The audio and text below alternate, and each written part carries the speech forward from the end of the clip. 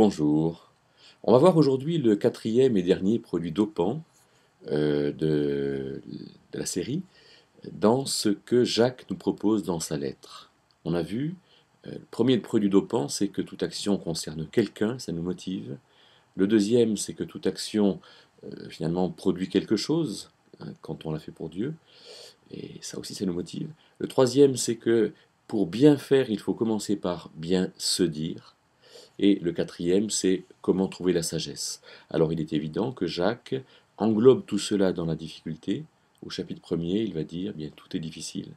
Et au chapitre 5, à partir du verset 6, il va dire, eh bien, il vous faut être patient parce que le Seigneur se tient à la porte, et à la porte, on sait qu'il y aura l'aboutissement des choses. Alors, considérons aujourd'hui cette quatrième motivation qu'est la sagesse. Intéressant de voir comment Jacques, du chapitre 3, verset 13, jusqu'au chapitre 4, verset 9, va considérer la sagesse, et il va la considérer non pas en la décrivant de manière interne euh, dans le fonctionnement de l'humain, mais en la décrivant au contraire dans notre action. Et il va partir du plus extérieur au plus intérieur. Regardons un petit peu tout cela.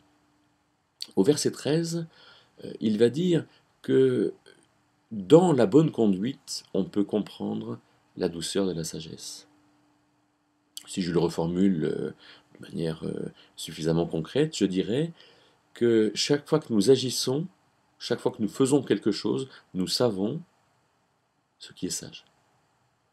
Et on se rend compte j'aime bien cette expression, la douceur de la sagesse dans ce que nous faisons, dans le ton qu'on va utiliser, dans les mots qu'on va utiliser, dans le fond de notre discours, mais aussi dans la manière de faire du café, d'aller faire du vélo, de dire bonjour à son voisin, de travailler avec son collègue, etc. etc.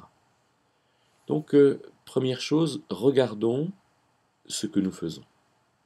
Ensuite, il dit, un deuxième point parmi 6 que j'ai noté dans cette section, il dit, ne mentez pas contre la vérité.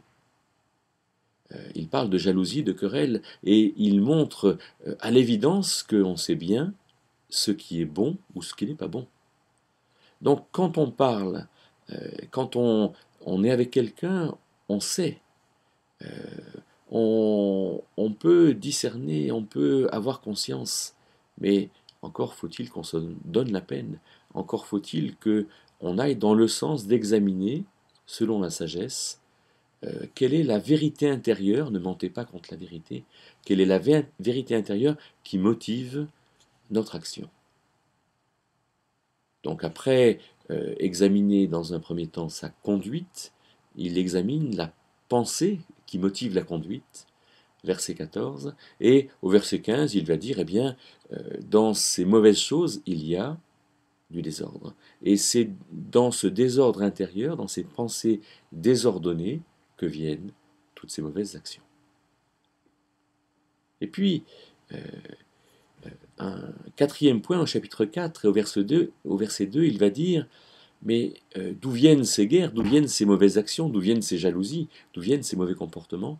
Alors il dit, ce sont vos voluptés, ce sont vos désirs qui surgissent finalement d'une relation désordonnée à Dieu, ce sont tous vos états émotionnels qui vous empêchent de bien faire. Et ces voluptés n'aboutissent pas, parce que la jalousie n'aboutit pas. La jalousie, c'est ce qui découle du fait de se comparer. La guerre, c'est ce qui découle d'une mauvaise manière d'envisager la résolution d'un conflit, etc. Donc on voit comment il creuse la notion de sagesse, mais à partir de notre action, et il va dire, dans un cinquième point, verset 4, il va dire que finalement la jalousie, ou toute volupté, ou tout désordre à l'intérieur, provient d'une amitié du monde, de l'esprit du monde, et non pas d'une amitié de Dieu. Et il dit qu'en étant dans l'amitié du monde, on se constitue ennemi de Dieu. Alors Jacques va conclure en disant, mais l'esprit qui demeure en nous est celui qui nous pousse à bien faire et qui nous donne la sagesse. Jacques 4, lu entre le verset 7 et le verset 9.